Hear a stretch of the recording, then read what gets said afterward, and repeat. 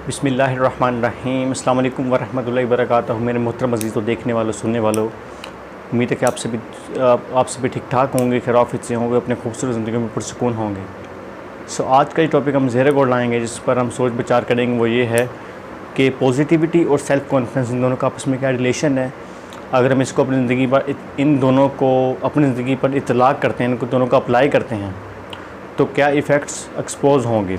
देखें जी, self confidence पूरी इत्मीनान का एक अपना मुकाम है। ये एक बेहतरीन खूबी है ज़ाती शख्सियत में बिल्डअप करने के लिए।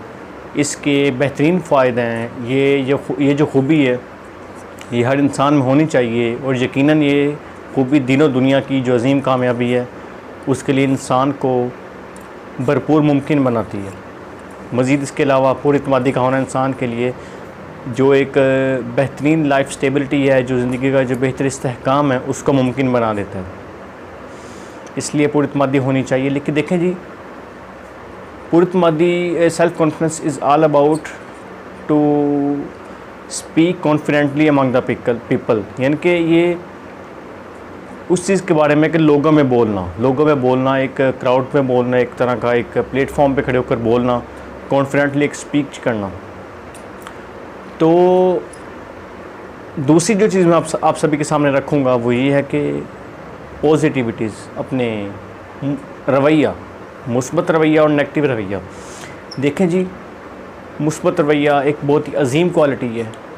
ये किसी इंसान के पास हो तो उसे कोई और चीज़ की बिल्डअप के लिए कोई एडिशनल एफ़र्ट्स नहीं करना पड़ती, क्योंकि ये जो मुस्बत रवैया होता है, ये इंसान के ज़मीर को, इंसान के अंदर को इतना अजीम बना देता है कि हर अच्छाई के लिए इंसान के अंदर से खुद ब खुद आवाज़ निकलती है, यानी कि इंसान कुदरती हर अच्छाई का पैरोकार हो जाता है।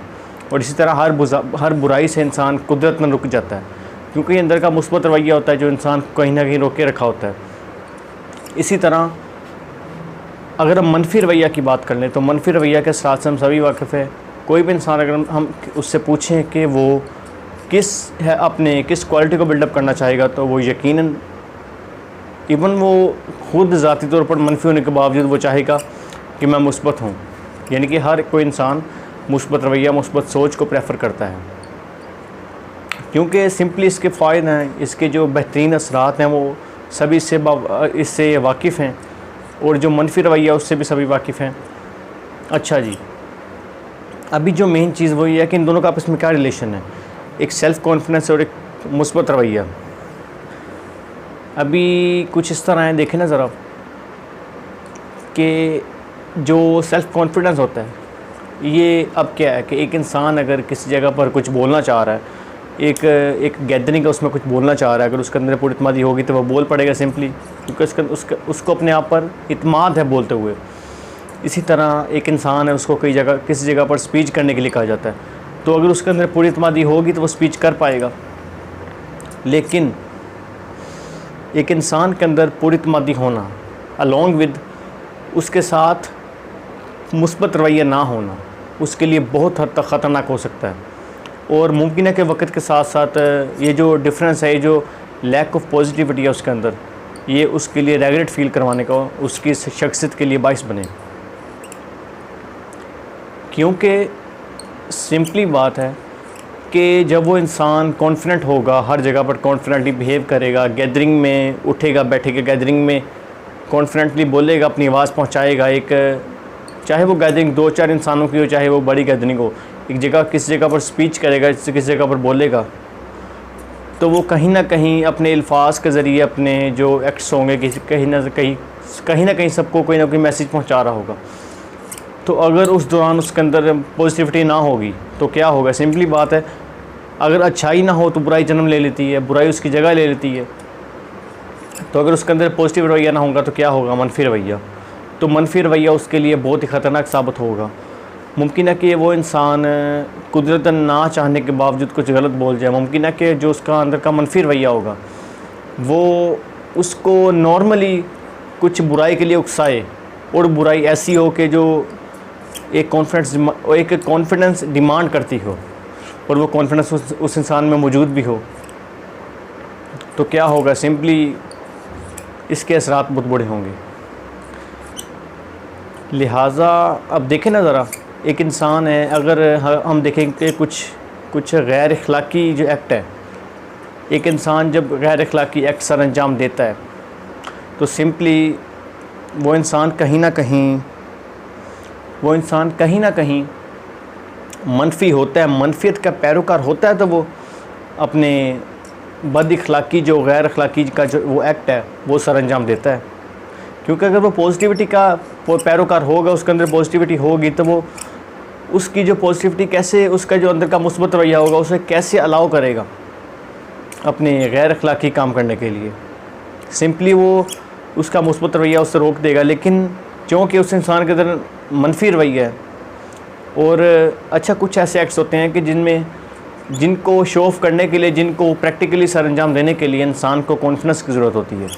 और अगर एक इंसान में कॉन्फिडेंस भी है और मनफियत भी है तो आप समझ सकते हैं कि वो इंसान किस हद तक अपने आप को माशरे में ना चाहने के बावजूद भी बुरा तासुर पेश कर सकता है, अपना एक बुरा इमेज लोगों के, सोसाइटी के लोगों के दिलों में अपने शोर कर सकता है। लिहाजा हमेशा पॉजिटिविटी के पैरोकार बने।